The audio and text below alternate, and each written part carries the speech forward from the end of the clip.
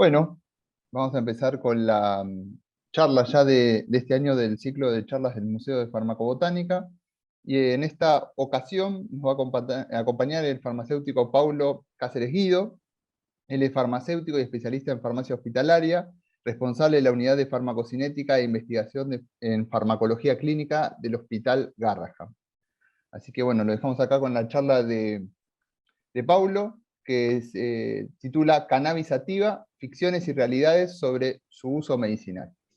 Bien, buenas tardes. Muchas gracias por la invitación. Para mí no son solo palabras, es realmente un honor poder participar de este encuentro virtual. Me une una pequeña historia académica con la Facultad 1. Yo soy egresado de la Facultad de Farmacia y Bioquímica de la UBA, pero a veces siento que soy más egresado de algunas cátedras que de otras, ¿m? Quizás por estas cuestiones afectivas. Así que me siento particularmente egresado de la Cátedra de Farmacobotánica, que está unida desde siempre al museo que hoy nos convoca a todos. Cannabis Sativa, vamos a tratar de ingresar todo el contenido en aproximadamente una hora. Me parece bueno empezar marcando algunas cosas que quizás algunos de ustedes sepan, pero es bueno recordarlas. Alrededor del 70% de las personas que viven en zonas rurales y también gran parte de quienes viven en ciudades ya mucho más populosas usan la medicina tradicional y complementaria.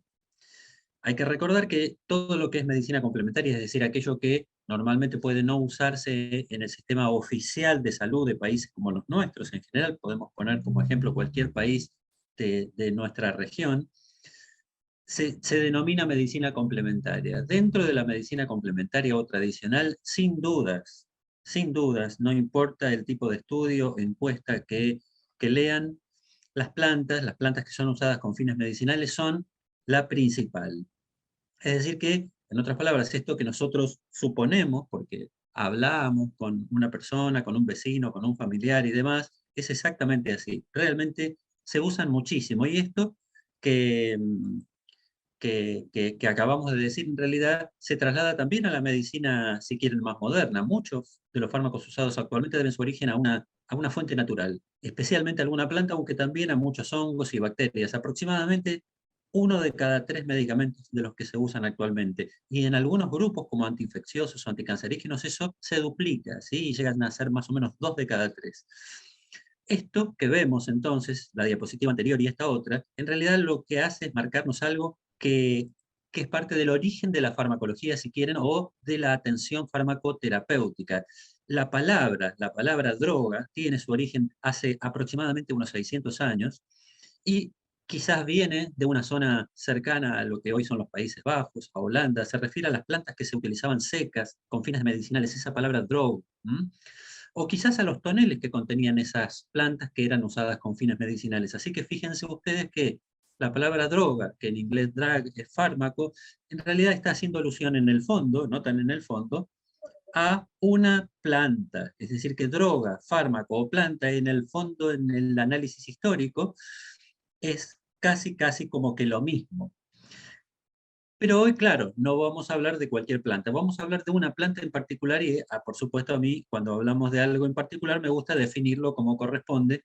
Alguna vez Linneo, estudiando en Uppsala, que era de donde él desarrolló gran parte de su carrera, especialmente gran parte de los últimos años, él terminó de asentar la clasificación taxonómica binomial, es decir, darle como un nombre y apellido a las especies, a muchas especies naturales, entre ellas miles de plantas y animales. Una de ellas fue Cannabis sativa. Cannabis es el género, sativa la especie, un género que, aunque ha habido discusiones, hoy se acepta mayoritariamente dentro de los taxónomos en todo el mundo que tiene una sola especie. Entonces, cannabis siempre va a ser sativa y podrá tener algunas otras variedades, cepas o subespecies como la misma sativa, índica, ruderalis y varias otras más de las que ustedes van a escuchar, incluso caminando por la calle o leyendo una revista de divulgación general, ¿cierto? Esto quiere decir que hay entonces muchas más subespecies que propiamente especies. Y de hecho hay, podríamos decir, cientos o miles de subespecies o variedades distintas. Esto, cuando hablamos entonces de cannabis sativa, es una planta anual. Es decir, es una planta de crecimiento muy rápido que completa su ciclo vital en un año. Esto habla desde la germinación, la producción de flores, frutos y finalmente semillas. La planta tiene un origen geográfico muy probablemente asociado a Asia Central. Por supuesto, estamos hablando de Oriente, y los primeros registros de uso, miles de años atrás, tienen que ver con el uso textil, y en términos de el uso medicinal es un poquitito más reciente, 4.000 años antes de Cristo para los usos textiles que fueron fundamentales para el desarrollo sobre todo de la navegación en todo el mundo, y el uso medicinal más o menos 2.700 años antes de Cristo. Cuando, haciendo un poco de historia, a mí me gusta siempre empezar este tipo de charlas con alguna alusión histórica. Como decíamos, surge de alguna zona que hoy podríamos relacionar geopolíticamente con Rusia, o con China, o con Mongolia, o con Kazajistán. Desde esa zona empieza a trasladarse lentamente hacia el año 10.000 a.C., es decir, hace unos 12.000 años, de a poco por el resto de Asia y llega a África. Los usos ancestrales de esta planta de cannabis sativa, especialmente aquellos asociados a la medicina tradicional china, identificaba por un lado la acción de las semillas en usos como laxantes, para dolores menstruales, como antiemético, y por otro lado las flores femeninas, que son gran parte de lo que hoy se usa, de aquello a lo que uno hace alusión cuando habla de cannabis, aunque también otras partes de la planta, por ejemplo las hojas, especialmente se usaba en aquella época y se sigue usando todavía para dolores en general y para trastornos psiquiátricos. Así estaba definido. Llega más o menos hacia el año 1500, es decir, a posteriores, junto con lo que es, lo que son todos los traslados de, entre otras cosas, esclavos, desde el África Oriental, Centro Oriental, hacia las Américas en general. Es decir, que la historia de cannabis sativa aquí en América no es tan antigua. La verdad es que es muy, muy, muy reciente. Cuando estamos hablando de usos ancestrales y medicina tradicional china, de lo que estamos hablando es de cierta evidencia de uso que uno podría considerar como más importante, menos importante que aquella que uno necesita hoy para poder usar algo con fines medicinales. Bueno, podemos decir que independientemente de que sea más o menos importante, sin dudas es una parte de la evidencia científica que necesitamos considerar para terminar de tener en nuestras manos para administrar un medicamento. Así que bien podríamos dividir que la evidencia científica, por lo menos en una clasificación muy general, se divide en dos: la medicina, la evidencia tradicional y la medicina moderna. La medicina tradicional se basa en la evidencia de la historia de uso médico de, por ejemplo, las plantas, por ejemplo, que deben superar varias generaciones en usos en grupos humanos, por lo menos 3 generaciones, 75 años, 100 años como mínimo, para empezar a considerar eso como una evidencia que nos haga pensar si efectivamente ese medicamento, que es una planta, tiene alguna eficacia, algún uso real, ¿cierto? Alguna eficacia real en algún grupo de pacientes. Pero claro, por otro lado está la evidencia moderna, que requiere, por supuesto, de pruebas adicionales a las que brinda la medicina, la evidencia tradicional. Aunque, por supuesto, siempre los usos tradicionales van a ser un excelente inicio para avanzar hacia estudios mucho más profundos que nos van a permitir dilucidar cuál es exactamente la eficacia y cuáles son los niveles de toxicidad. Estamos hablando en el marco de una charla que intenta tener, es mi esfuerzo, no solo una visión desde el aspecto tradicional, sino también desde la medicina moderna, y la verdad es que si hay algo que ha aportado muy bien la medicina moderna es los fundamentos a partir de los cuales uno termina estando más o menos tranquilo de que todo va a estar bien cuando nos administremos nosotros mismos un medicamento o se lo administremos a, por ejemplo, a un ser querido, como podría ser un hijo. Necesitamos estar más o menos seguros de que eso va a funcionar en términos de relación de eficacia y toxicidad lo mejor posible. Para eso, inevitablemente, hay que ir a buscar en fuentes confiables.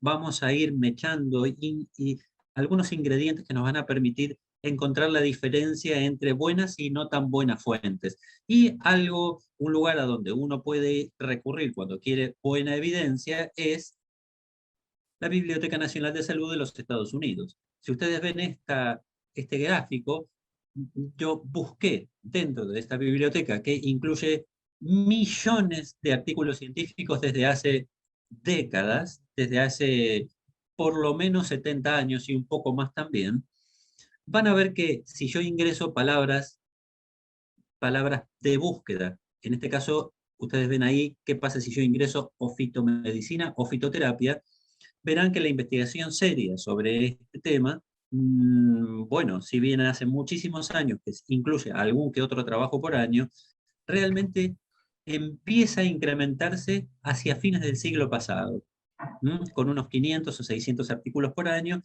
y recién hacia el año 2000 se acerca a los 900, apenas si llega a los 1000 artículos por año. Y eso sigue creciendo y se mantiene muy estable durante las primeras 2 décadas de este siglo, con aproximadamente 2300 artículos por año. Pero podrán ver que no es la historia de siempre. La historia reciente nos muestra que la investigación seria asociada a fitomedicina y fitoterapia, pues en realidad se consolida bastante recientemente en términos históricos. Si profundizamos ahora en una palabra específica, que es sistema endocannabinoide, es decir, un sistema fisiológico que permite manejar algunos compuestos, que después vamos a hablar exactamente de qué se trata, van a ver que la evidencia es, la verdad, muy suave, muy leve, muy escasa. Hacia el año 2000 sobre sistema endocannabinoide, que repito, vamos a explicar un poquito en unos minutos de qué se trata, oscilaba en los 40 o 41 artículos por año. Y hoy apenas ni llega a los 700 artículos por año. Es decir, que tampoco hay tanta evidencia sobre lo que es el sistema que dentro de nuestro cuerpo permite entender cómo se manejan la relación entre algunos compuestos derivados de cannabis sativa y receptores que existen en nuestro organismo. Y si específicamente hablamos de cannabis medicinal en términos históricos, fíjense que durante décadas no hubo ninguna información, de hecho tampoco lo estudiamos en su momento en la facultad, y otra vez recién hacia fines del siglo pasado empiezan a ver los primeros artículos relativamente importantes, con no más de 70 artículos hacia el año 2000 por año, y hoy, en este momento, hasta el año pasado, apenas superan los 1000 artículos. Es decir, que hay una explosión de investigación y por ende de publicación asociada a todo el mundo de los compuestos químicos derivados de esta planta que definimos claramente hace un par de diapositivas, de cannabis sativa. Ahora, cuando hablamos de cannabinoides, es decir, de compuestos derivados o extraíbles o que están presentes como metabolitos dentro de la planta cannabisativa, ¿de qué estamos hablando? Bueno, podríamos decir si nos interesa clasificar, porque la clasificación es parte de la actividad humana, ¿no es cierto? Para poder entender un poquito mejor de qué hablamos. Cuando clasificamos, naturalmente, reducimos a la mínima expresión una cantidad de información como para poder entenderla. Solamente eso, ¿sí? Al reducirlo, por supuesto, cometemos algunos errores, pero la idea es poder entender mejor de qué estamos hablando. Los cannabinoides en general podemos dividirlos en 3 grupos. Primero los que se llaman fitocannabinoides, es decir, los que están dentro de la planta, compuestos que van a actuar asociándose en nuestro organismo a ciertos receptores específicos, pero que están en una planta, que están en la planta de cannabis sativa. Uno de ellos, el cannabidiol, otro el tetrahidrocannabinol, pero hay muchos más. Ahora vamos a avanzar sobre esto. Pero además, el cuerpo humano tiene cannabinoides propios, es decir, que tiene compuestos que se unen a lo que se llaman receptores cannabinoides. Es decir, que si nosotros no ingerimos la planta de cannabis sativa, no la consumimos con el objetivo que fuere, ¿sí? igual va a haber compuestos químicos dentro de nuestro cuerpo que se van a unir a esos receptores. Esos compuestos que son propios nuestros se llaman endocannabinoides. El primero de ellos se llamó anandamida, quiero decir el primero descubierto, pero también hay muchos otros. Y finalmente también están los que se llaman los cannabinoides sintéticos, es decir, los que se fabrican artificialmente, como el dronabinol, la nabilona y muchos otros. Ahora, vamos al campo de los fitocannabinoides, es decir, los compuestos químicos que uno puede extraer de cannabis sativa y que se van a unir a estos receptores cannabinoides de los que hablaba hace un rato. Hay más de 500 componentes dentro de la planta de cannabis sativa y de estos componentes, más de 120 son fitocannabinoides, es decir, son cannabinoides derivados de esta planta que se unen a los receptores cannabinoides de nuestro cuerpo. De todos estos, más de 120, hay dos que podemos destacar como los más estudiados, los más reconocidos, aquellos sobre los que se han hecho más experimentos, que se conocen mejor, pero para nada son los únicos y también hay mucha información de varios otros cannabinoides, de varias otras decenas de cannabinoides. Pero solo destacamos en este momento, y para que quede muy claro, dos que son, digamos, arquetipos de dos tipos de usos, especialmente de dos tipos de usos. Por un lado está el delta 9 tetrahidrocannabinol, que es el compuesto más conocido por su actividad psicoactiva. Y por otro lado está el cannabidiol, que es claramente no psicoactivo. Bien, ojo, que no quiere decir que las únicas moléculas naturales en las plantas que son psicoactivas derivan del cannabis sativa. Hay muchas otras plantas, estas son solo algunas de ellas, que tienen actividad a nivel del sistema nervioso central. Estas que ustedes ven aquí son algunas de ellas. Entonces, sacamos un poco esta cosa y de aquí viene también el título de esta charla, ¿no es cierto? ¿A dónde están las ficciones? ¿A dónde están los mitos? ¿Y a dónde las realidades? La verdad, podemos sacarnos entonces de lado el mito de que las únicas plantas o una de las pocas plantas con actividad psicoactiva son los compuestos o es la planta cannabisativa. Realmente hay muchas otras, ¿sí?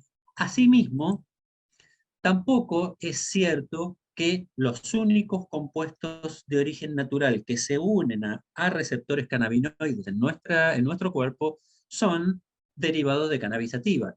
Hay otras plantas que también tienen cannabinoides, por lo tanto tienen fitocannabinoides, por lo tanto los fitocannabinoides no son exclusivos de cannabisativa. Acá ustedes ven algunas de estas plantas, aunque hay otras más.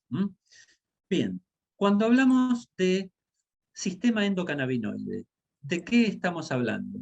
Bien, de un sistema compuesto por endocannabinoides, es decir, compuestos químicos propios de nuestro cuerpo. Podríamos también decir que podrían ser externos, por ejemplo, fitocannabinoides o incluso los sintéticos, sumados a receptores, sumados a enzimas. Todo eso se engloba bajo el nombre de sistema endocannabinoide.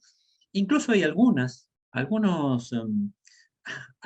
sustancias que no necesariamente son aquellas derivadas de una planta como lo estamos hablando hasta ahora, por ejemplo, o sí derivados de plantas, vamos a decirlo así. Por ejemplo, estos que ven ustedes a la izquierda arriba, que se ve chiquitito, ¿no? Pero que dice pimienta negra o chocolate, son los que podemos llamar cannabimiméticos, es decir, que pueden llegar a tener alguna actividad similar a aquella que es producida cuando un fitocannabinoide o un endocannabinoide se une a un receptor del sistema endocannabinoide. Quizás por eso esa sensación tan especial que nos produce, por ejemplo, comer chocolate, ¿no es cierto? Bien. El sistema endocannabinoide humano interviene en la regulación de muchísimas funciones, muchísimas. Entre muchas otras, la presión sanguínea, la temperatura corporal, la frecuencia respiratoria, los niveles de glucosa, etcétera, etcétera. Ahora, cuando hablamos de receptores, que esto es farmacología pura, estamos hablando de receptores cannabinoides, por supuesto. Hablamos principalmente de dos tipos de receptores, dos estructuras dos estructuras moleculares que se definen hoy como CB1 y CB2. Es decir, que el sistema endocannabinoide, desde el punto de vista de los receptores que lo componen, tiene principalmente esta composición asociada a receptores CB1 y receptores CB2. Esto es indiscutido en todo el mundo, pero lo que hoy está un poco en discusión es si el sistema endocannabinoide está exclusivamente formado por estos dos receptores únicamente, o en realidad hay lo que, según un invento mío, podría llamar una especie de sistema endocannabinoide o sistema cannabinoide ampliado, ¿sí? Que incluye a otro tipo de receptores con los clásicos nombres raros de la biología molecular como TRPV1, GPR55, GPR18 y unos cuantos otros más. Los nombro porque en realidad son parte de la acción farmacológica, de los mecanismos de acción de los compuestos químicos derivados de cannabis sativa o de cualquier otro lugar o de nuestro propio cuerpo al unirse a algunos de estos compuestos. Por ejemplo, cuando hablamos de receptores involucrados en el mecanismo de acción, no todo va a ser tan químico, por favor, no se me vayan a dormir, no los veo desde acá, pero algunas cosas químicas tenemos que hablar, algunas cuestiones farmacológicas tenemos que hablar para que algunas otras cosas más adelante vayan a ir quedando más claras. Pero vamos a tocar temas relacionados a ensayos clínicos más modernos, vamos a hablar sobre aspectos legales, etcétera, ¿sí? Pero déjenme avanzar sobre, por ejemplo, el mecanismo de acción involucrado con el CBD, que como dijimos antes es el cannabidiol. Fíjense ustedes que quizás uno de los compuestos derivados de cannabis sativa más utilizados en este momento interactúan poco y nada con los dos grandes receptores que hablábamos que son parte del sistema endocannabinoide, es decir, del CB1 y CB2. Realmente actúan muy, pero muy poco. De hecho, casi podríamos decir que en este sentido hasta son antagonistas de estos receptores. Los receptores CB1 y CB2 se unen muy poquito entonces al cannabidiol. Sin embargo, el cannabidiol también se une, porque no solo están en la membrana celular, sino que el cannabidiol se une a receptores que están en la membrana nuclear. Por ejemplo, el PPAR A gamma, especialmente como una especie de agonista, es decir, que va a tener una acción directa sobre estos receptores en la membrana nuclear, accionando ciertos mecanismos que van a generar las acciones que luego vamos a explicar, y también a nivel mitocondrial, ¿sí? Es decir, que se une a receptores que podríamos llamar canales de calcio en la membrana de la mitocondria. Es decir, que el cannabidiol no solo actúa a nivel de la membrana celular, sino también una vez que entra dentro en la membrana nuclear y también en la membrana mitocondrial. Si hablamos de receptores de membrana acopladas a proteína G, que es el nombre más complejo de lo que antes nombramos como CB1 y CB2, vamos a puntualizar en qué pasa cuando algo acciona sobre los receptores CB1. ¿Qué acciona sobre los receptores CB1, por ejemplo? El THC, es decir, el tetrahidrocannabinol. Estos receptores CB1, que ustedes los pueden ver hacia la figura que está a la derecha, como más celestes claritos, están en gran cantidad, especialmente en el sistema nervioso. Y esto ya le está dando la pauta de esta psicoactividad que tiene el THC cuando es consumido, ¿no es cierto? Y estos están especialmente en neuronas adultas, también en muchos otros órganos como próstata, vaso, tejido adiposo, en la piel, etc. Y está muy relacionado a las adicciones, muy relacionado al THC por lo tanto, al estrés, al apetito, a la actividad hepática y a varias otras actividades. Por otro lado, el otro gran receptor del sistema endocannabinoide se llama CB2, como ya lo dijimos, yo repito a propósito, para el que no está tan al tanto de algunas cosas, en la repetición le vaya quedando. Los receptores CB2 se expresan principalmente en algunas células del sistema inmune y por ende, en relación a este concepto y también algunas otras cosas, es que se asocia mucho a la neuromodulación y a la antiinflamación, entre muchas otras cosas. Estos compuestos, cuando nosotros hablamos de que salen de la planta, pues en realidad podemos sacarlos de las plantas porque son fabricados en la planta en estos Pelos glandulares, esto es de la doctora Varela, yo se la robé, pero la muestro. Son fotos originales de la Cátedra de Farmacobotánica. Aquí ven un pelo glandular que es a donde se termina generando, a donde están como más a flor de piel dentro de la planta de cannabis sativa, pero no solo están ahí, la verdad es que van yendo y viniendo por toda la planta a través de tubos laticíferos, en este caso la foto de un tubo laticífero de la hoja, pero realmente están en toda la planta. En algunas partes de la planta hay más compuestos, algunos más fitocannabinoides que en otras partes, pero realmente los fitocannabinoides, los cannabinoides de cannabis sativa, están distribuidos prácticamente en toda la planta. Cuando uno quiere hacer, por ejemplo, algo asociado al cannabidiol, que repito, es uno de los cannabinoides, es uno de los 500 compuestos, uno de los más de 120 cannabinoides que se encuentran dentro de la planta de cannabis sativa, una de las formas de obtenerlo es haciendo uso de las flores femeninas de cannabis sativas, que es a donde más cantidad de cannabidiol hay, especialmente cuando son variedades, hablamos de lo que era una variedad o una cepa, variedades especialmente desarrolladas para encontrar mucha cantidad de estos compuestos en estas plantas. Una vez que se elimina, luego de haber extraído el cannabidiol, el disolvente, el remanente que queda, se redisuelve en algún aceite que va a terminar siendo ese aceite con el cannabidiol diluido que se administra a un paciente. Uno de ellos, como lo que están viendo aquí en la foto, es el aceite de palma, pero realmente hay muchos otros aceites en los que esto puede rediluirse.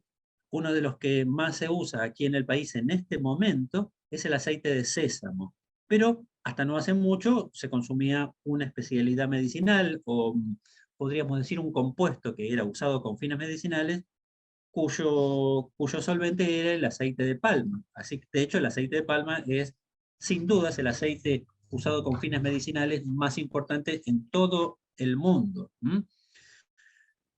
Los aceites son muy importantes porque nos permiten entender algo que es bastante interesante.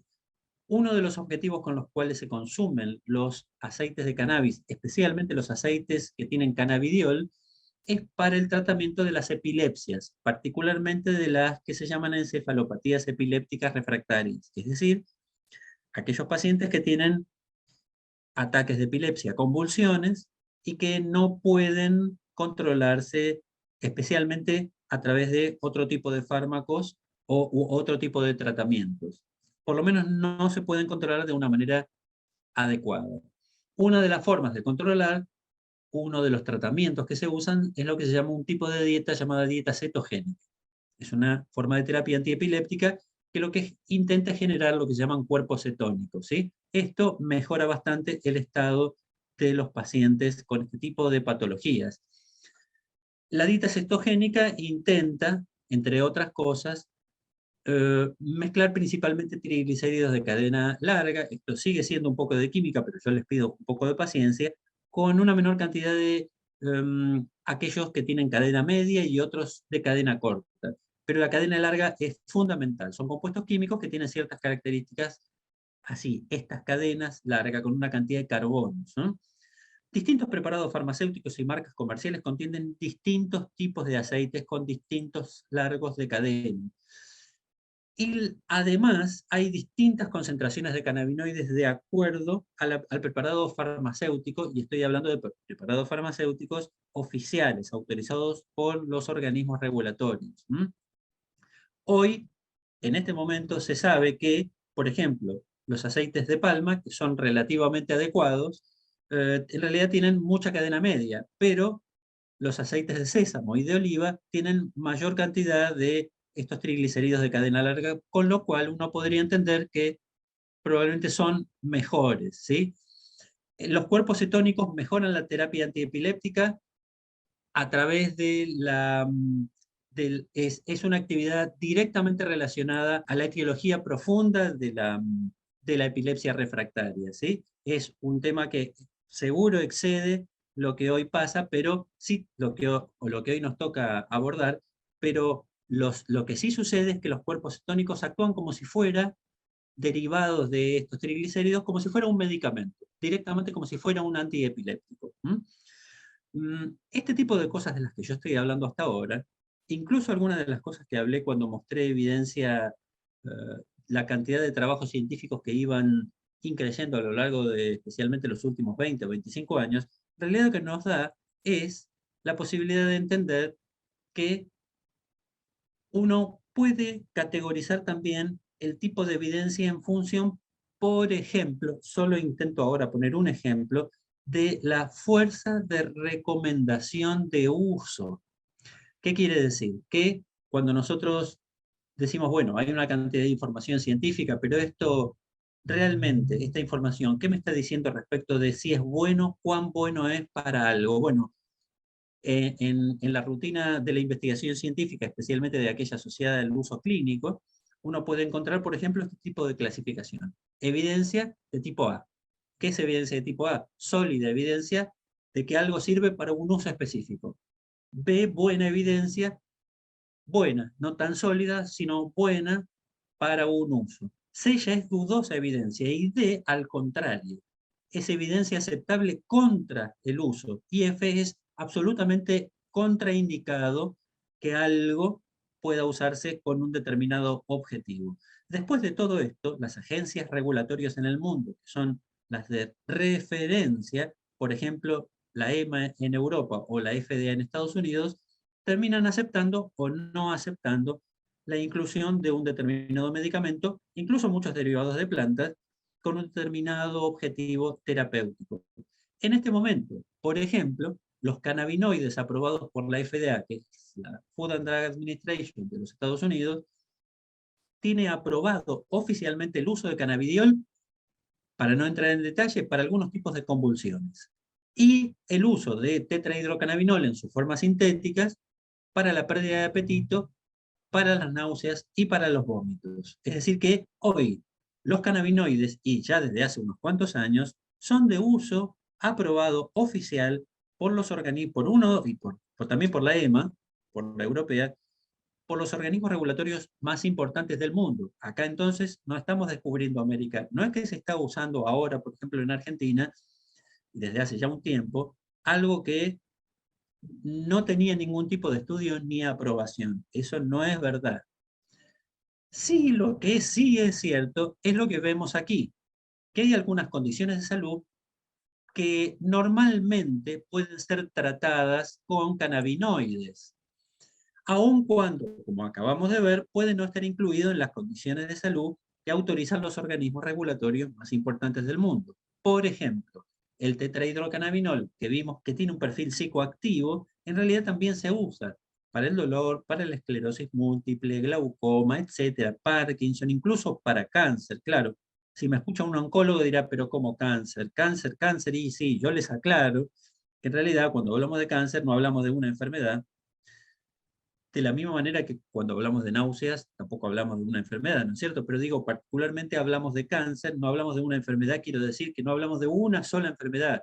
Sin dudas hablamos de cientos de enfermedades distintas que tienen solamente algunas características en común, motivo por el cual podemos englobarla en el término cáncer.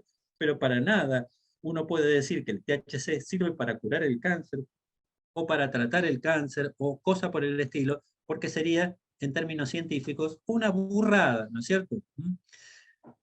Sí que se está estudiando a ver si algún día puede tener alguna eficacia en algún tipo de cáncer. Bueno, sí, por supuesto que se está estudiando. De acá hasta que eso se haga realidad, yo tendría bastante paciencia, ¿sí? Porque es lo mínimo que va a hacer falta.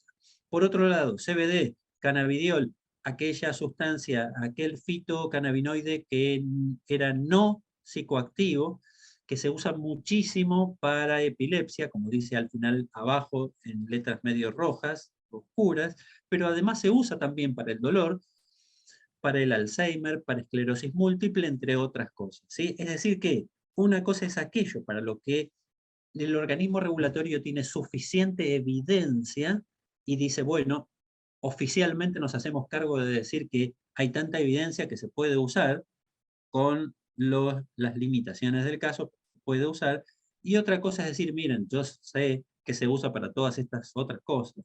Vamos a ir viendo con los años si esto que para lo cual la gente lo usa efectivamente va sumando evidencia o al contrario, la evidencia que va sumando es más bien para no usarla. ¿Mm?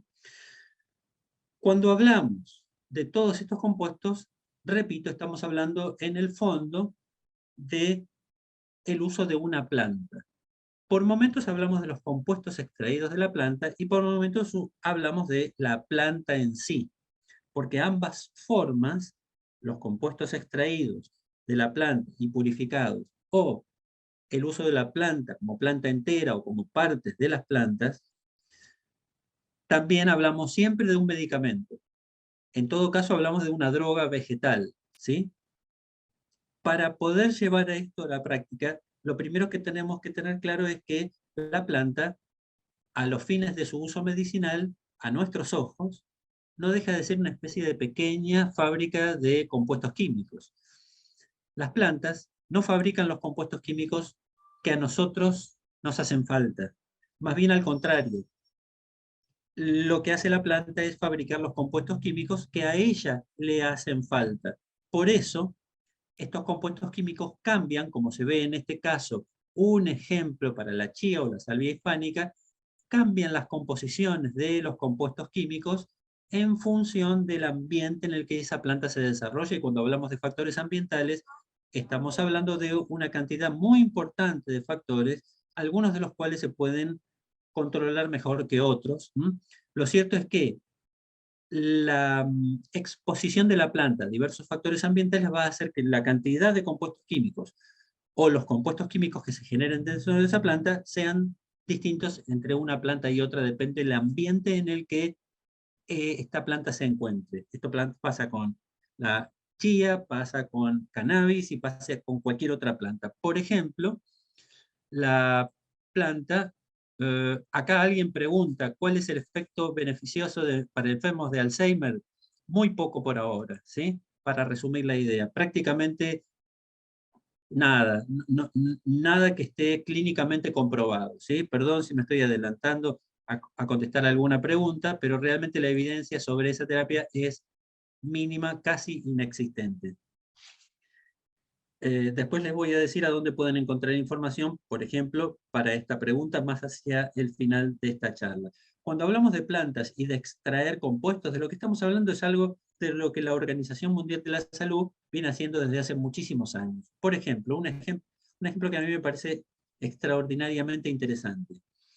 Hace ya unos cuantos años, la Organización Mundial de la Salud brindó orientación técnica y práctica específica sobre el cultivo y la recolección de Artemisia annua, una planta de la cual se puede extraer este compuesto que están viendo aquí, que es la artemisinina, ¿sí?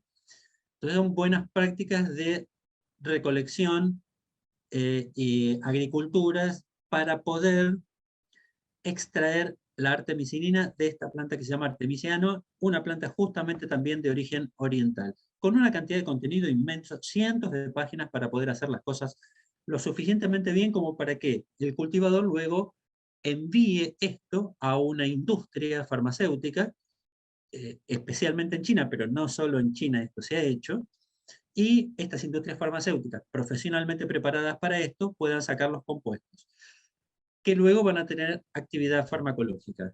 ¿En qué derivó esto?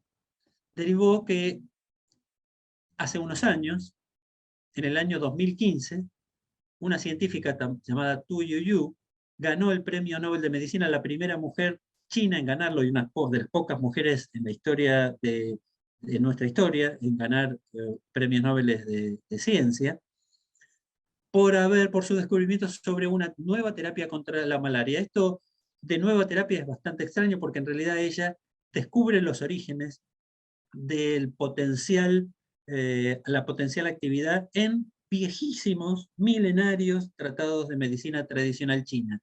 Pero empezó a observar con detalle, a experimentar, a considerar las variables ambientales de las plantas sobre las que hablamos antes y demás, y pudo llegar a juntar evidencia, que es algo de lo cual venimos hablando también, para salvar miles y miles y decenas de miles y millones de vidas en todo el mundo, una enfermedad prácticamente mortal en ciertas condiciones que pudo ser controlada con esto.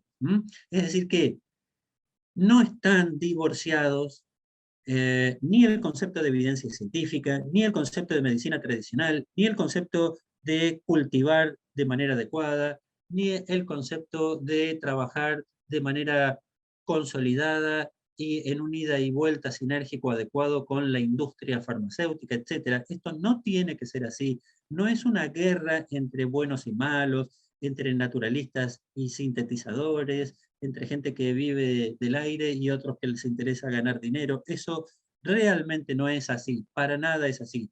Puede ir todo de la mano y este es solo uno de los ejemplos que a mí me parecen más interesantes, ¿sí? Cuando nosotros avanzamos hasta el día de hoy, lo que nos encontramos es con la ley de cannabis. La ley de cannabis en la Argentina es la 27350, pero que no se quedó ahí, ¿no es cierto? Hubo una cantidad de otras resoluciones y decretos, etcétera, que fue ampliando la base de sustentación legal para que hoy podamos entender que debemos considerar este marco legal para movernos de una manera más segura. De hecho, hasta existe lo que se llama el ReproCan, que es un grupo de personas, en realidad es una base de datos que registra y que en este momento tiene varios miles de personas ya registradas con el objeto de tener una especie de cultivo controlado de cannabis sativa. ¿Para qué? Para fines de tratamiento medicinal, terapéutico o, así dice la ley, paliativo del dolor. Esto es un poco contradictorio, como si el tratamiento medicinal o terapéutico no incluyera por sí mismo el concepto de lo paliativo del dolor, ¿no es cierto? No sé por qué hay que específicamente detallar que el paliativo del dolor es algo distinto. Bueno, acá empezamos a ver algunas de las fisuras que hay en algunos aspectos legales a los que hoy podemos hacer mano, al menos dentro de nuestra legislación en la Argentina. Incluso, fíjense una cosa interesante, en la resolución 800 del año 2021 del Ministerio de Salud de la Nación Argentina, se habla de que el paciente va a tener que firmar un consentimiento informado. El aceite de cannabis y sus derivados dice además, para uso medicinal resultante, y por favor presten atención a esto, a pesar de que toda la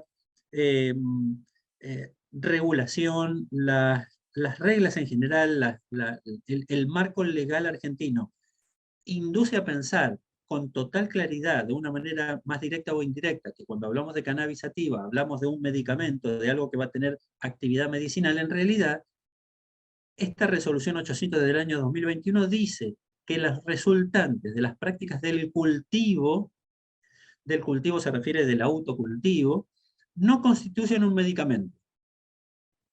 Sustancia y o producto autorizado y aprobado por la ANMAT, autoridad para habilitar el registro. Lo que nos dice el Estado es que podemos hacer todo lo que querramos asociado incluso a las leyes argentinas para producir un determinado compuesto que va a tener fines medicinales, como leímos antes, tratamiento medicinal, terapéutico, pero que no se le puede llamar medicamento. ¿No les parece un poco extraño esto, no es cierto? ¿Cómo es que primero nos dicen hagan todo esto, que van a poder generar un compuesto para tratar ciertas dolencias, etcétera? Pero ojo, no me pidan que yo defina esto como un medicamento porque no lo es. Claro, técnicamente no lo es. No sea que a alguien se le ocurra decirle al Estado, epa, pero ¿cómo? Me facilitaste todo, me hiciste creer que yo podía cultivar algo y registrarme en un lugar y hacer extracciones y todo, y después me decís que esto no es un medicamento. ¿Por qué lo haces? ¿O estás abriendo el paraguas por algo? Qué extraño, ¿no es cierto? ¿Qué sé yo? Bueno, cuando hablamos de paliativo del dolor, a mí me parece interesante rescatar que cuando hablamos otra vez de dolor, no estamos hablando de dolor como si fuera una sola cosa.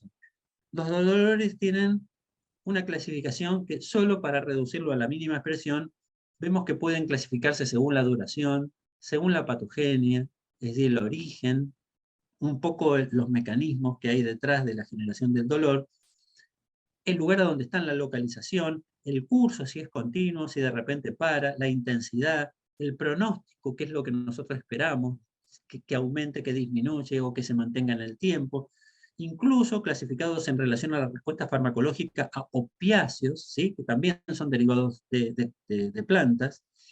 Es decir, que cuando hablamos de dolor no hablamos de una sola cosa. ¿Mm? De hecho, en la ley argentina, como en la ley de prácticamente todo el mundo, de casi todo el mundo, si un producto posee un porcentaje de THC mayor al 0,3%, es decir, 3 miligramos por cada mililitro del compuesto líquido que nos sirve como medicamento, ya deja de regir la ley de cannabis, de la que veníamos hablando hasta ahora, y empieza a regir la ley de psicotrópicos y estupefacientes. Es decir, que teóricamente ningún compuesto de tipo medicinal, ya sea o no que el Estado lo defina de esa manera, puede tener mayor a 0,3%, es decir, de 3 miligramos por mililitro de THC, porque si no, ya es un compuesto que corre por otro lado legal, ¿sí? Pero bueno, la verdad es que, a ver, además del CBD, otros cannabinoides como el THC han mostrado propiedades analgésicas y hoy la evidencia científica de la que hablamos, que podemos encontrarlas en algunas de estas bases de datos, como en la Biblioteca Nacional de Salud de los Estados Unidos, que reúne revistas importantísimas de todo el mundo, habla que en realidad para que los derivados cannabinoides del cannabis sativa tengan cierta eficacia a nivel del dolor, tienen que tener bastante más del 0,3%, 10%, 15% y a veces más. Aquí alguien, Florencia, pone, ¿a veces hay respuesta farmacológica nula ante opiáceos? Sí, por supuesto que sí, podría llegar a haberla. En el caso de haberla, eh, a ver, acá no vamos a hablar, yo no soy un especialista en dolor. Cuando hablamos de tipos de dolor y de las formas en las que se puede abordar la terapia para controlar el dolor, hablamos de opiáceos como una alternativa muy válida, pero difícilmente vamos a hablar solo de opiáceos, ¿sí? Hay varias otras formas, incluso combinadas, a través de las cuales uno puede abordar. De hecho, a ver, ya que preguntan sobre el tema del dolor, sobre el cual no voy a profundizar, entre otras muchas cuestiones por cuestiones también de tiempo, los Estados Unidos está padeciendo ya desde hace muchos años una epidemia asociada al mal uso, al descontrolado uso de opiáceos que produce muchísimos problemas de tipo social, pero también de tipo puramente sanitario. Hay un consumo exagerado, repito, descontrolado. Y es por eso, entre otras muchas cosas, que a los Estados Unidos les conviene mucho encontrar alternativas. Una de las alternativas que quizá puedan llegar a encontrar es ver si efectivamente algún cannabinoide tiene actividad analgésica, es decir, para el tratamiento del dolor. Este es un tema muy interesante, pero no se excede, solamente me parece que vale entender que el sistema endocannabinoide está involucrado en la excitabilidad de las neuronas nociceptivas, es decir, aquellas asociadas a algunos tipos de dolor, a través de receptores CB1 y CB2, de estos receptores de los que hablábamos antes, pero también de estos receptores de lo que yo llamé el sistema endocannabinoide ampliado, especialmente algunos de estos con nombres raros como TRPV1 y PPAR-alfa, entre muchos otros, ¿sí? En realidad los estudios clínicos hoy sugieren que los cannabinoides no serían muy efectivos para el dolor agudo, aunque quizá sí para el dolor crónico. Estas son estas evidencias sobre las cuales no hay algo absolutamente comprobado, pero hay una orientación hacia ese lado. La orientación hacia un lado o hacia otro en realidad no surge de muchos más lugares de lo que son las regulaciones en el uso, ¿sí? En el uso en la Argentina cada vez hay más disposiciones y normativas que permiten a una industria farmacéutica generar compuestos de calidad suficiente, y no son dos o tres, son muchísimas normativas. Es decir, que una persona que pretende cultivar en un lugar determinado, en el fondo de la casa, en un lugar que alquilaron, en un campito, etcétera, se va a encontrar con que entra en colisión directa con todos aquellos grupos profesionalmente preparados para generar un medicamento de alta calidad. Y no estoy hablando necesariamente de una industria privada. La industria farmacéutica pública también tiene que cumplir con esta normativa. La misma industria pública tiene que cumplir con cientos de normativas que son además extremadamente complejas. Así que, por favor, sean conscientes de que cualquier persona que genera un compuesto en el fondo de la casa, para ponerlo como ejemplo burdo, lo que está haciendo es un producto de pésima calidad, aun cuando tenga algunos pocos controles de contenidos de algunos pocos cannabinoides, porque hablamos de más de 120, en realidad hay un montón de otras cosas que no están siendo tenidas en cuenta. Para quienes no conozcan, la farmacovigilancia estudia la detección, evaluación, conocimiento, prevención de eventos adversos, es decir, la toxicidad.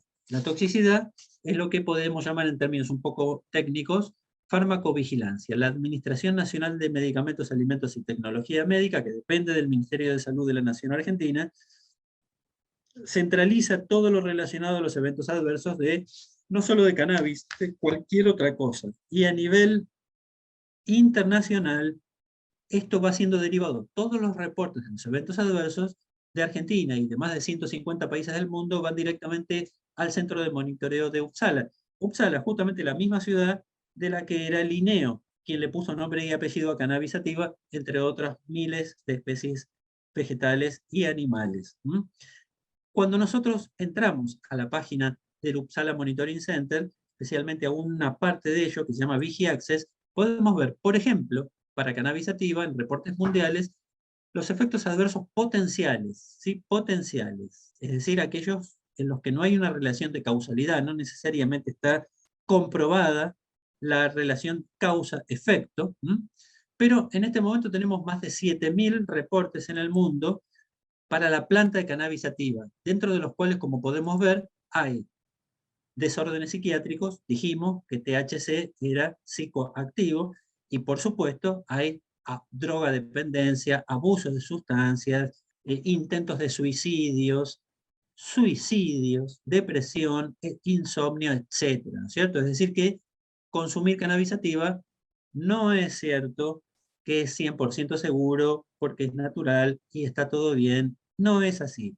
Esto no es secreto de Estado, esto no lo inventé yo, no lo publiqué yo, son cosas que están accesibles para cualquier persona que tenga la buena voluntad de entrar a este lugar y a la que no se le oculte información que, repito, está libremente accesible y de manera gratuita. Realmente no es para nada secreto. Además, por supuesto, produce, entre otras cosas, lo que se llaman alteraciones cardíacas. Entre esas alteraciones cardíacas están los paros respiratorios, los paros cardiorrespiratorios, además de bradicardia, taquicardia, cardiomegalia, etcétera, etcétera. Es decir, que si hay algo que no es inocuo.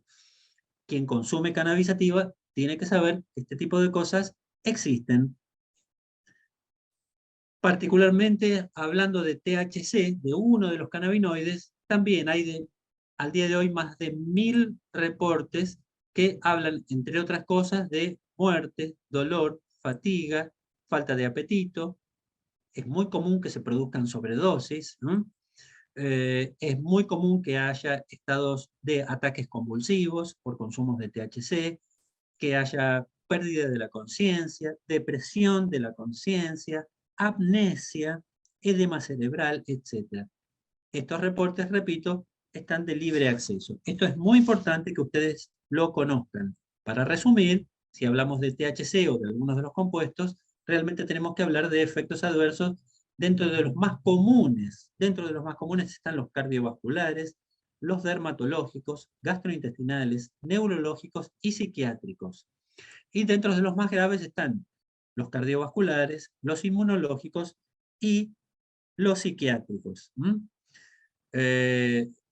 Por supuesto que hay incluso gente que fuma cannabis, de ahí supone que hay alguna actividad medicamentosa. Bueno, puede que alguno lo tenga, pero tenemos que recordar que cuando uno fuma, lo que está haciendo, entre otras cosas, es consumir hidrocarburos aromáticos policíclicos que son cancerígenos, súper comprobados desde hace décadas. Es decir, que sabe que se puede estar tratando de una cosa, pero sin dudas se está contaminando de forma tal que muy probablemente tenga un altísimo riesgo de tener algún tipo de cáncer.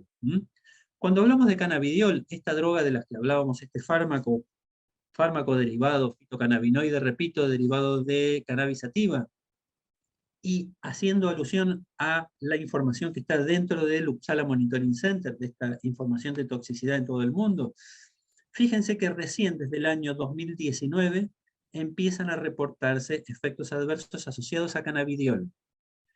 Es decir, que al día de hoy, el 99% de los efectos adversos potenciales asociados a cannabidiol son del año 2019, 2020, 2021 y 2022. En otras palabras, se sabe poco y nada todavía sobre los reales efectos adversos a mediano y largo plazo que puede producir el cannabidiol. Y si vamos al detalle, hoy para cannabidiol hay, hoy quiero decir el día de hoy, este número 10.530 son los reportes al día de hoy, dentro de los cuales están desórdenes gastrointestinales como los más comunes sin ninguna duda, pero también algunos otros como desórdenes psiquiátricos, también producto del consumo de cannabidiol. Todo esto surge, ustedes, en este momento que yo sepa, no hay ninguna película, como hubo en su momento El aceite para Lorenzo, que es una película que les recomiendo ver, pero en algún momento va a haber algo así, porque todo surge en términos mucho más modernos, de una niña que se llamaba Charlotte. Los padres, desorientados porque no sabían bien qué hacer, empiezan a hurgar en bibliografía, conocidos y demás, y terminan generando un aceite con un alto contenido de CBD y poco contenido de THC. La nena lamentablemente murió hace un par de años justamente por COVID, pero bueno, se hizo muy famoso y generó un nuevo despertar en términos de épocas modernas de lo que son aceites derivados de cannabis, ¿sí? Ahora, al día de hoy hay muchas preguntas que nosotros nos podemos hacer respecto de eso, más allá de la buena intención y la mejora en la calidad de vida que tuvo esta niña. Por ejemplo, ¿qué enfermedad o condición puede ser tratada con los derivados de cannabis?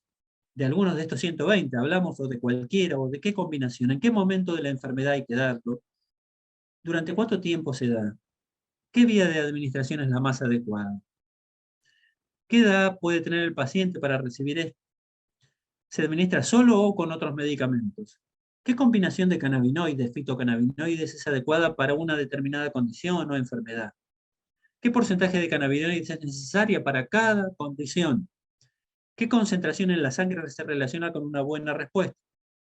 ¿Un cannabinoide puede actuar con otro medicamento que no sea un cannabinoide, uno de esos que uno va a comprar en la farmacia? ¿Qué tipo de toxicidad puede esperarse? Como vimos recién, estamos empezando a conocerla. ¿En qué momento puede aparecer esa toxicidad? Todas estas preguntas no se van a responder de otra manera que no sea a través de investigación.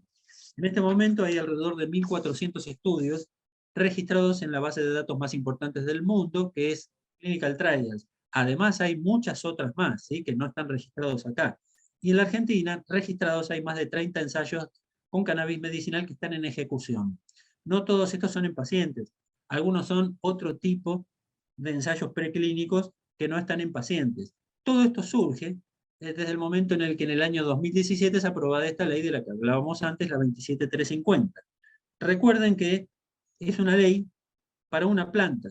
Yo les recuerdo que hay alrededor de 350.000 especies de plantas en el mundo y aproximadamente un 5% o menos, si yo fuera más estricto en la definición, fueron estudiadas en relación a alguna actividad farmacológica. Entonces, se generó una ley para una planta.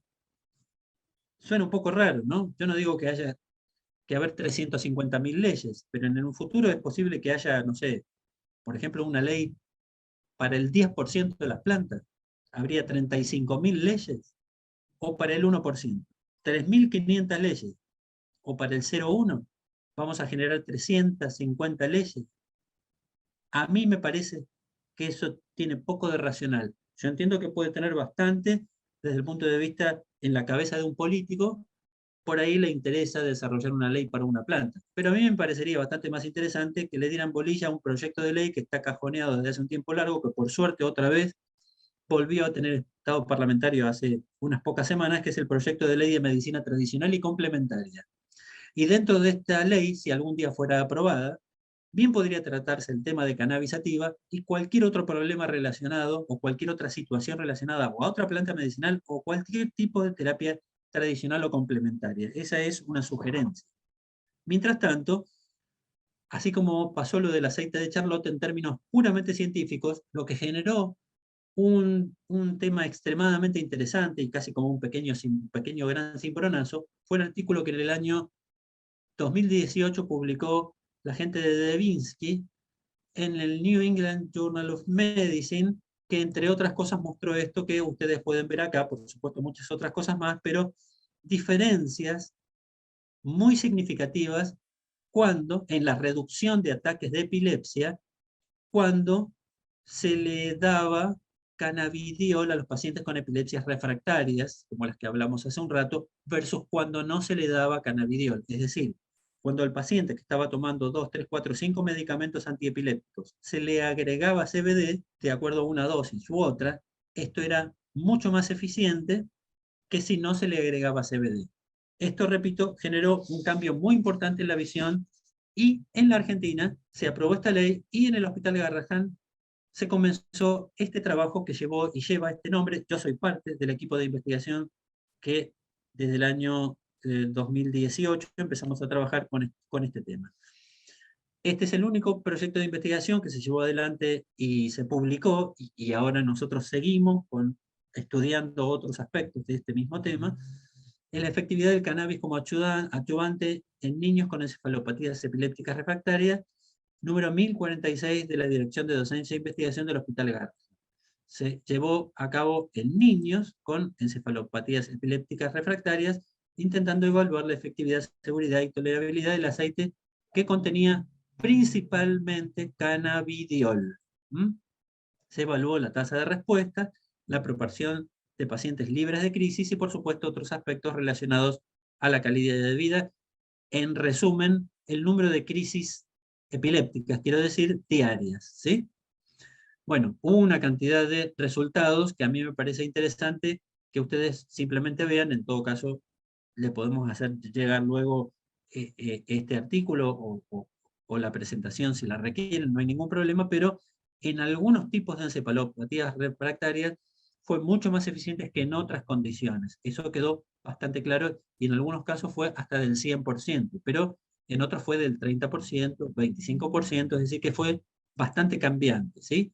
Y por supuesto también hubo efectos adversos, en este caso registrados con total seguridad. Probablemente los más importantes fueron los asociados al tracto gastrointestinal, como diarreas, vómitos, aunque también otro tipo de efectos como somnolencia, entre otros.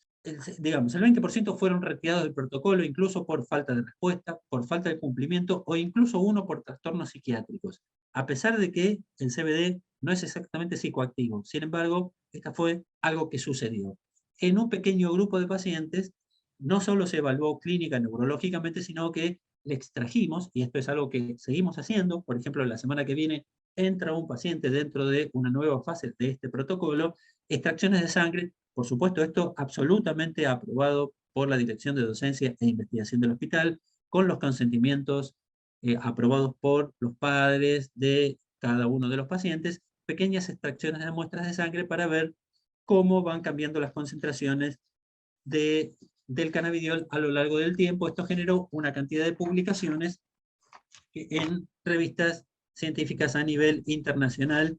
Una de ellas es esta que ustedes pueden ver acá, observando, si ven el título, se llama Farmacocinética de cannabidiol en chicos con encefalopatía epiléptica refractaria. Una de las cosas interesantes que se observan cuando uno hace este tipo de trabajos, que contribuye a lo que hablamos antes de evidencia de alta calidad científica en el mundo, es encontrar lo que potencialmente sería una interacción entre levotiroxina y cannabidiol, es decir, aquellos pacientes que tienen concomitantemente levotiroxina, a la vez que usan cannabidiol, pueden generar concentraciones más altas de cannabidiol.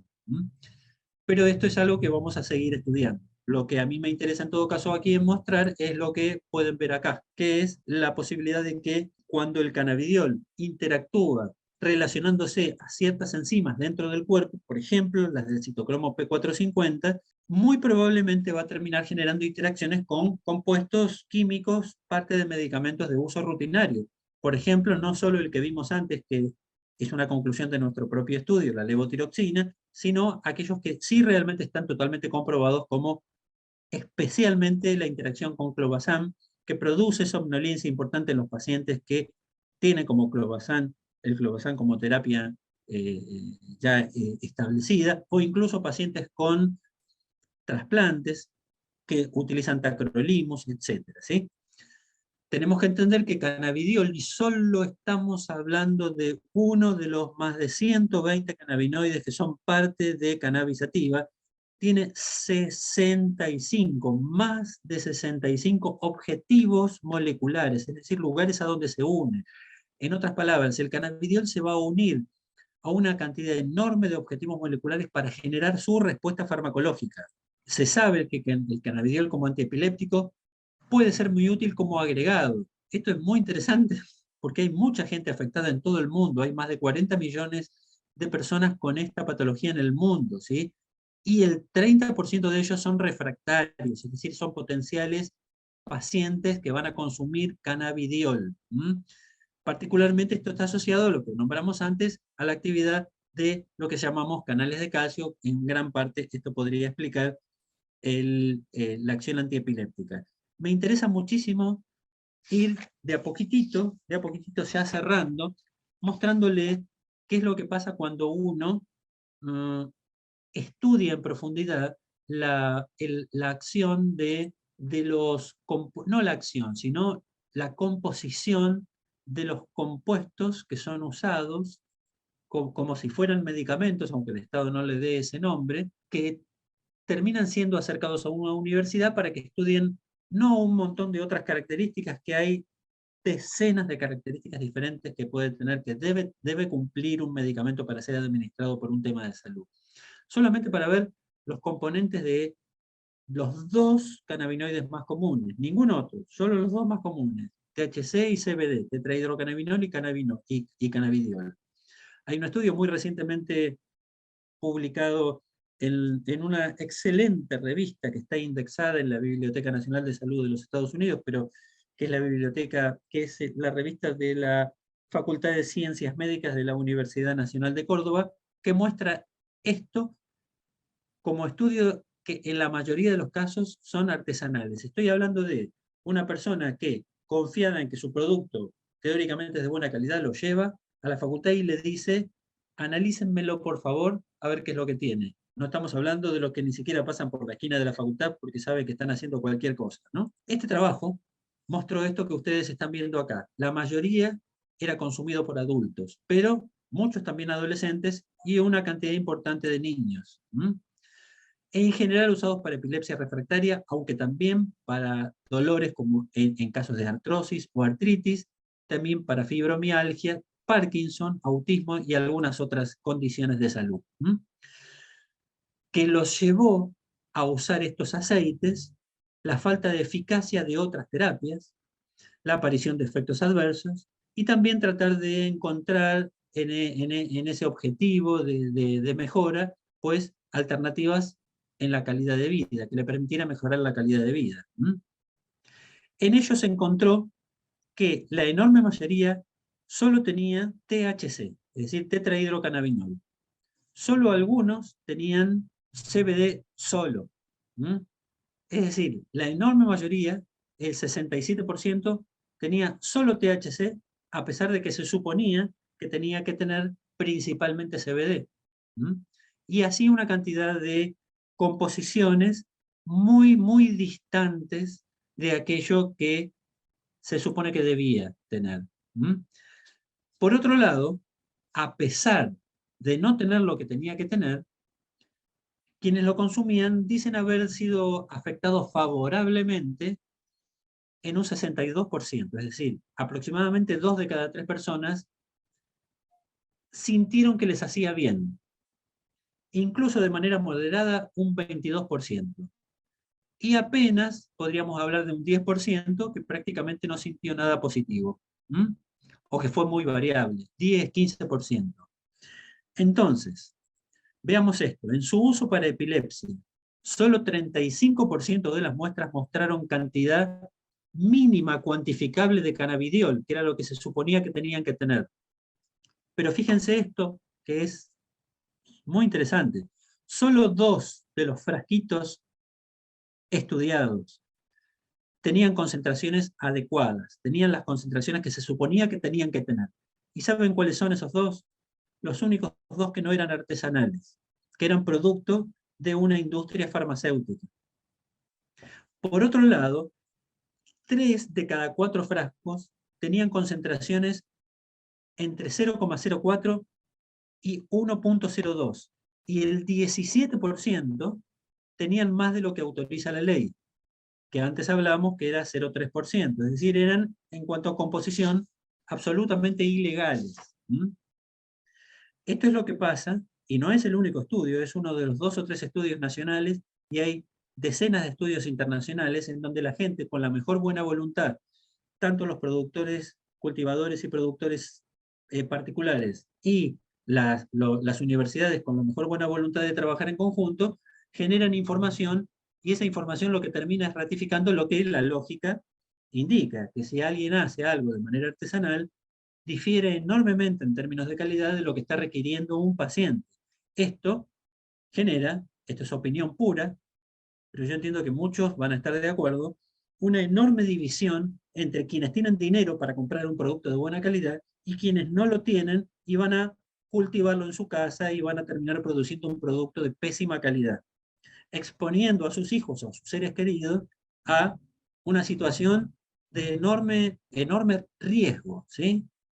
Entonces, generar este quiebre en la población entre quienes tienen dinero y pueden adquirir productos de excelente calidad, que los hay, y quienes no tienen dinero y están envueltos en un enorme sacrificio con la mejor buena voluntad, cosa que por supuesto no se pone en duda, para generar un producto de pésima calidad, es algo que me parece que es muy interesante para charlar, ¿no es cierto? Para terminar con las ficciones y los mitos y todo este tipo de cosas, me parece interesante tratar de entender que existe lo que se llama el efecto séquito, relativamente nombrado en medios científicos y no científicos, que habla de que cuando este efecto invoca, me parece mejor leerlo para mayor claridad, actividades farmacológicas poco claras y sobreestiman en la literatura científica el hecho de usar la planta entera. Quienes apoyan lo que se llama el efecto séquito entienden que usar la planta entera equilibra actividades de manera tal que mejora la actividad positiva y elimina o modera la actividad negativa de los compuestos que son parte de cannabis sativa. Eso está en pleno estudio por todo tipo de científicos en el mundo y hasta el momento no se ha encontrado que realmente exista, aunque hay algunos pocos estudios que indican que el CBD podría reducir los efectos psicoactivos del THC, por ejemplo, pero realmente son hasta ahora muy, muy escasos. Es decir, que es solamente una cuestión de confianza de que la planta, a través de formas poco claras, eh, va a accionar de la manera que yo deseo que actúe, ¿no es cierto? Es algo más relacionado a la fantasía. Pero sí hay que observar con cuidado que el mismo Estado acaba de publicar en una versión que todavía es preliminar, este año 2022, en la Comisión Nacional de Evaluación de Tecnologías de Salud, este informe, que se llama Cannabidiol en epilepsia resistente a fármacos, y que concluye lo que podemos leer acá. Primero, no se halló considerable evidencia que compare CBD con otros antiepilépticos o con placebo. Segundo, el agregado CBD al resto del tratamiento quizá reduzca el número de crisis diarias, más o menos a la mitad, en pacientes de más de 2 años de edad con epilepsia resistente a fármacos. Esto es muy positivo. Pero la verdad es que hay poca evidencia de mejoras en la calidad de vida de estos pacientes. El agregado de CBD quizás aumente los efectos adversos, especialmente como vimos antes los gastrointestinales, lo que podría llevar, como vimos antes, a la suspensión del tratamiento. Entonces, para resumir el concepto, aunque el CBD posee actividad antiepiléptica, aún no es posible aseverar que sea más efectivo o seguro que los medicamentos antiepilépticos disponibles en la Argentina. Siempre, en todo caso, debe usarse complementario. Este es un informe oficial derivado de un grupo que trabaja específicamente analizando la evidencia científica y que es parte del Ministerio de Salud de la Nación. Así salió otro trabajo publicado este mismo año que dice en la revista de Salud Pública, dependiente del Ministerio de Salud de la Nación, que dice que los efectos del cannabidiol como antiepiléptico, aunque reales, pueden estar publicitariamente sobreestimados por falta de información y escaso conocimiento de la efectividad en la vida real. Y además aclara, el aval al autocultivo con fines medicinales reconoce, esto, por favor, reconoce derechos a quienes desconfían de la industria farmacéutica, la agencia regulatoria y las sociedades científicas. En otras palabras, quienes desconfían de todo pueden autocultivar. Y por supuesto, el que desconfía de todo puede hacer lo que se le ocurre, ¿no es cierto? No solo autocultivar, sino realmente lo que quiera hacer, lo va a hacer y no necesita pedirle autorización al Estado, ni a este Estado ni a ningún otro. Para encontrar información confiable, ustedes pueden ir. Mi sugerencia, a algunas páginas específicas, la mayoría de lo que les voy a mostrar está en inglés, pero algunas cosas pueden encontrarlas en español, como por ejemplo la primera, que es Medline Plus. Hay aproximadamente 100 monografías sobre productos naturales, entre ellas esta planta. About Earth tiene 278 plantas, es un centro oncológico de altísimo nivel en los Estados Unidos, y no entrar a Google Scholar o a la base de datos de la que hablaba antes de artículos científicos, a Medline o PubMed. El que quiere información específica de la región sobre productos naturales puede entrar a la red de MTCI Américas, que depende de Vireme o PSIO, de la cual yo también soy parte desde el año 2017, que se originó. Y la verdad es que, para terminar, vale un reconocimiento al doctor Mechoulan, un químico, casi un colega, que hace muy poco tiempo recibió el prestigioso premio Harvey, que es casi un predictor de los premios Nobel, por lo menos para algunas disciplinas lo ha sido históricamente. Él es el precursor moderno de los estudios de cannabinoides, incluso descubrió el primer endocannabinoide, anandamida, que yo les nombraba hace un rato. Imagínense lo que sucedería si hoy se le diera el premio Nobel de Medicina a esta persona, ¿no es cierto? ¿Qué significaría? Que el cannabis se puede consumir libremente y está todo bien, y es un problema, ¿no es cierto?, con lo que vimos. Por eso es que yo dudo que esto se vaya a hacer realidad. Pero que se lo merece, se lo merece. Realmente hay pocas personas o grupos, no es él solo, por supuesto, él todavía está vivo y tiene este aspecto como el que vemos en la foto de la derecha, que han hecho avances en términos de farmacología tan importantes como él. Científicos eminentes, decía, del NIH dijeron que el sistema endocannabinoide está involucrado fuertemente en todas las enfermedades humanas, decía Mechoulan. Esto es una declaración muy fuerte, pero parece correcta. Hoy sabemos que el sistema endocannabinoide está involucrado en muchas reacciones fisiológicas y, por lo tanto, en muchos estados relacionados a alguna enfermedad. Mi opinión, para terminar, es que mucho se sabe, pero es mucho más lo que todavía debemos esperar conocer para poder usar los endocannabinoides de una manera segura y eficaz. Muchas gracias por el tiempo y por la atención.